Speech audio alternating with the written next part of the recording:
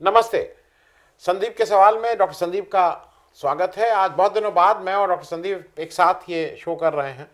Doctor Sandeep बहुत दौरा कर रहे थे, गुजरात में बहुत लंबे समय तक रहे, बिल्किस बानो को न्याय मिले इस उसमें, और ये एक यूनिक तरह का इन्होंने आंदोलन चलाया था कि ये बिल्किस बानो से माफ़ी मांग रहे थे कि आपके साथ जो हुआ उसके लिए। खैर, डॉक्टर संदीप यहाँ आए और फिर आप अभी आजमगढ़ से होके आ रहे हैं। जी जी।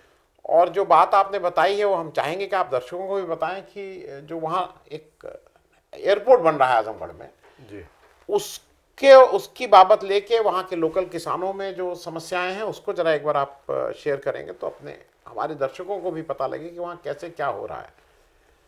जी आनंद जी, आजमगढ़ में इस समय एक धरना चल रहा है। आजमगढ़ से 15 किलोमीटर दूर एक मंदुरी हवाई अड्डा, एक एयर स्ट्रिप तो वहाँ पे है जहाँ पे कि चुनाव के समय वीआईपी लोगों के हेलीकॉप्टर और चार्टर प्लेन उतरते हैं, लेकिन वहाँ पे कोई व्यावसायिक हवाई अड्डा नहीं है। और उसी स्ट्रिप का विस्तारीकरण करके मंदुरी हवाई अड्डा बनाने की बात है, और वो भी अंतर्राष्ट्रीय हवाई अड्डा, जिसमें 8 गांव की ज़मीन जा रही है, करीब 670 एकड़, और करीब 10,000 परिवार प्रभावित हैं। और वही लोग वहाँ पे धरना कर रहे हैं। करीब 25 दिन हो चुके हैं। तो वहाँ पे हमारे साथी राजीव यादव भी लगे हुए हैं, तो उनकी वजह से हम लोग को पता लगा और फिर हम लोग वहाँ पे गए। और वहाँ हमने देखा कि सैकड़ों ग्रामीण, मतलब वो संख्या 500 से कम नहीं थी। और उसमें भी खास बात ये थी कि 2/3 से 3/4 तक महिलाएं थीं, बड़ी संख्या में वहाँ पे मौजूद थीं।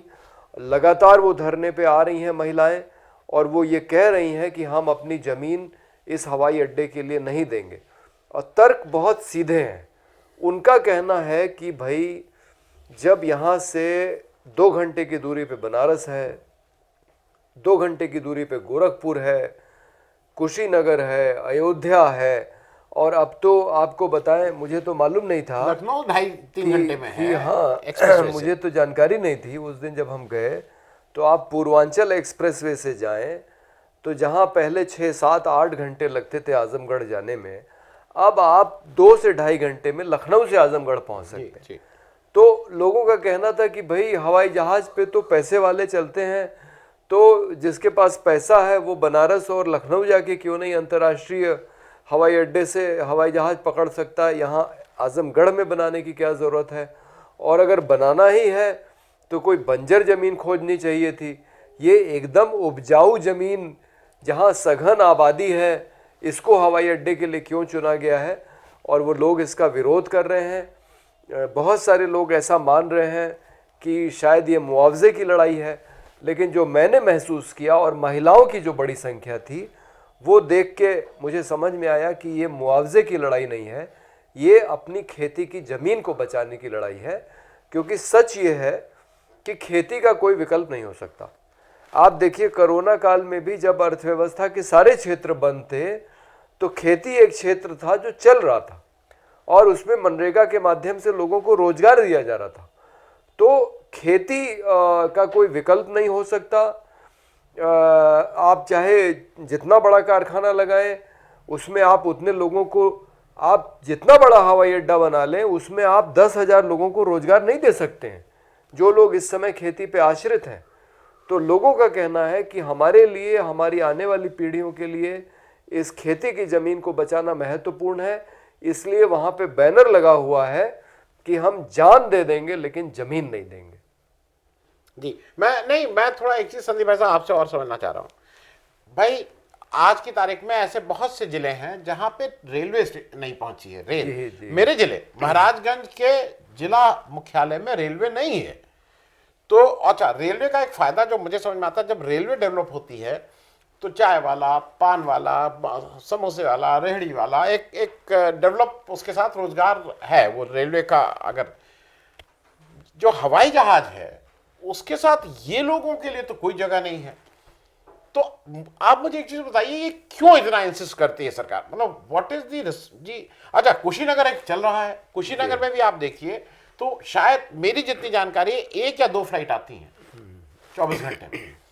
तो अब अगर आज, अच्छा उसके बाद ये भी है कि अगले 2 साल बाद जैसा बात चल रही है अडानी जी को देना है, तो क्या ये सारी चीजें डायरेक्टली इनडायरेक्टली प्राइवेट, और आप यहां से आके प्राइवेट हाथों में दे रहे हैं, तो ये जरा समझना चाह रहे हैं आपसे कि क्या इट इज एक तरह का एक प्रोजेक्ट है कि जहां पे आप सरकार लेगी, आपसे बना के प्राइवेट हाथ को दे देगी, तो सरकार प्राइवेट आदमी का काम कर रही है, क्या ये है? जी जी ये भी वहाँ पे सवाल उठा कि भाई जब आप दूसरे हवाई अड्डों को अडानी को सौंपते जा रहे हैं तो ये हवाई अड्डा क्यों बना रहे हैं, इसको भी आप अडानी को देंगे, तो आप अडानी को फ़ायदा पहुंचाने के लिए किसानों की ज़मीन उनसे छीन रहे हैं।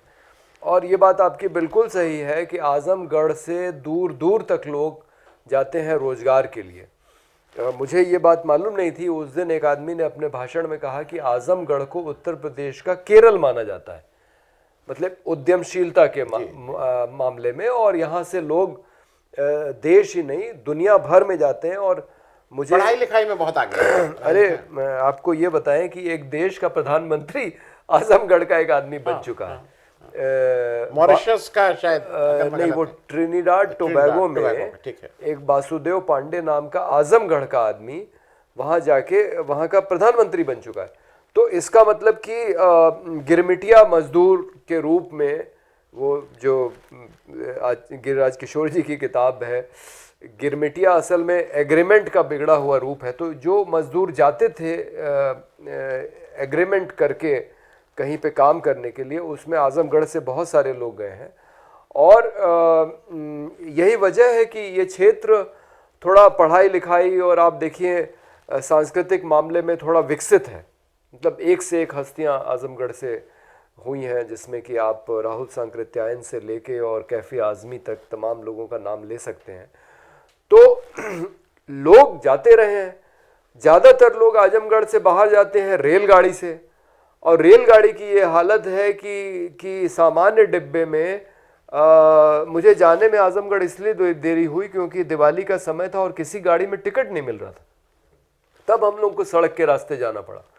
तो जिस साधन से आम इंसान चलता है, आपको रेलों की संख्या बढ़ानी चाहिए, मतलब पटरियों की भी और रेलगाड़ियों की भी। आपको आम इंसान के लिए जो सुविधा करनी चाहिए थी यातायात की, वो न करके आप वहाँ एक हवाई अड्डा बनाना चाहते हैं जिससे सिर्फ पैसे वाले लोग चल पाएंगे। भाई वो इंसान जो रेलगाड़ी के सामान्य डिब्बे में चल रहा है या स्लीपर क्लास में चल रहा है, वो कैसे हवाई जहाज से चलेगा, आप ये बताइए। और हवाई जहाज हर एक जगह तो जाता नहीं है, वो तो सिर्फ बड़े शहरों में जाता है। तो जरूरत इस बात की थी कि ये साधन बढ़ाए जाते आम इंसानों के, रेल और बस के। उसके बजाय आप हवाई अड्डा बना रहे हैं। आप यूरोप की तरह छोटी दूरी तय करने के लिए भी आप चाहते हैं कि लोग हवाई जहाज़ से चलें, हवाई जहाज़ से आज़मगढ़ से लखनऊ और आज़मगढ़ से बनारस और आज़मगढ़ से गोरखपुर जाएं।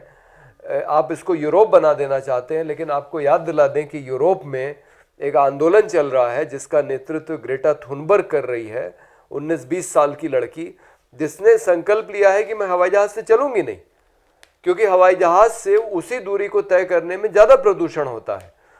और ग्रेटा थुनबर्ग की वजह से उसकी माँ और बहुत सारे यूरोप के लोग अब हवाई जहाज़ से नहीं चल रहे हैं, वो रेलों से चल रहे हैं। तो एक तरफ वो विकसित देश है जो हवाई जहाज़ के बजाय अब रेलों, और ये इसलिए भी कर रहे हैं आपको बता दें क्योंकि यूरोप ने ये घोषित किया हुआ है कि 2050 तक उसको अपने आप को कार्बन मुक्त बनाना है, यानी कि वहाँ कार्बन उत्सर्जन शून्य हो जाएगा। हमारे प्रधानमंत्री जी सार्वजनिक रूप से घोषणा कर चुके हैं कि 2070 तक भारत भी कार्बन उत्सर्जन से मुक्त हो जाएगा। तो सवाल ये है कि क्या फिर ये सारा खेल इस बात का है कि धरती के अंदर जितना पेट्रोलियम है और जितनी ये महंगी कारों की दुकानें हैं, हवाई जहाज़ की कंपनियां हैं, अब आप देखिए हवाई जहाज़ बनाने की कंपनी खोली जा रही है बड़ौदा में, तो ये कंपनियां 2050 तक यूरोप में, 2070 तक भारत में, क्योंकि उसके बाद तो ये पेट्रोलियम का इस्तेमाल कर नहीं पाएंगी इस बड़े पैमाने पे। तो ये सारा खेल शायद इस बात का है कि जितनी जल्दी हो सके, जितना ज़्यादा मुनाफा हो सके पेट्रोलियम पदार्थों पे कमा लिया जाए, ताकि फिर बाद में अगर इस पे रोक लगती है तो कम से कम वो मौका इनके हाथ से ना जाए। तो हमें तो यही समझ में आता है कि ये पेट्रोलियम पे लूट का खेल है और इसीलिए ज़्यादा से ज़्यादा इस तरह के साधनों को बढ़ाया जा रहा है जो ज़्यादा पेट्रोलियम पदार्थों का इस्तेमाल करते हैं, और आम इंसान के हितों को ध्यान में रख के ये योजनाएं नहीं बनाई जा रही। मैं संदीप जी इसलिए क्योंकि आप आईएम जाते हैं, पढ़ाते हैं, आप कई ऐसी कमिटीज में बैठते हैं जो देश की प्लानिंग भी करती हैं। मैं एक चीज जरा समझने के लिए, क्या जो सरकार भूमि अधिग्रहण करती है वो ऐसा नियम नहीं होना चाहिए कि शिक्षा और स्वास्थ्य, मेरे ख्याल में ये दो ऐसी चीजें हैं जहां पे सरकार अगर कोई भूमि ले रही है और वो भी सरकारी स्कूल या सरकारी अस्पताल के लिए, तो कानून में होना चाहिए। लेकिन बाकी तो ये इंडिविजुअल का है। अगर एक इंडिविजुअल भी कह रहा है कि मुझे दिक्कत है, तो कैसे आप लेंगे जमीन भाई, और खास करके हवाई जहाज के लिए। अभी भी जो भू अधिग्रहण कानून है जिसमें मनमोहन सिंह ने अंग्रेजों के बनाए कानून में संशोधन किया था और जिसमें मेधा पाटकर जी और बहुत सारे लोगों का योगदान था कि आप कहीं भी जमीन लेंगे किसी भी परियोजना के लिए तो 70% किसानों की सहमति अनिवार्य है।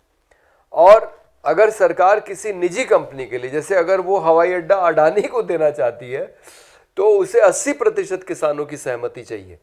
और मैं वहाँ 8 ग्राम पंचायतों में से 2 पंचायतों के प्रधानों से मिला हूँ और उसमें एक प्रधान ये साफ कह रहा है कि भाई जब ये गांव ही नहीं रहेगा तो मैं प्रधान किस बात कराऊंगा, इसलिए मैं तो लोगों के साथ खड़ा हूं। अगर लोग विरोध करेंगे हवाई अड्डे का तो मैं भी विरोध करूंगा। और आपको बताएं कि इस सरकार का तरीका ये है, ये तथाकथित लोकतांत्रिक देश में एसडीएम उस प्रधान को बुला के थाने में उसको धमकी देता है, कहता है तुम्हारे खिलाफ फर्जी मुकदमा कर दूंगा अगर तुम ये लोगों को पैमाइश करने के लिए तैयार नहीं करोगे।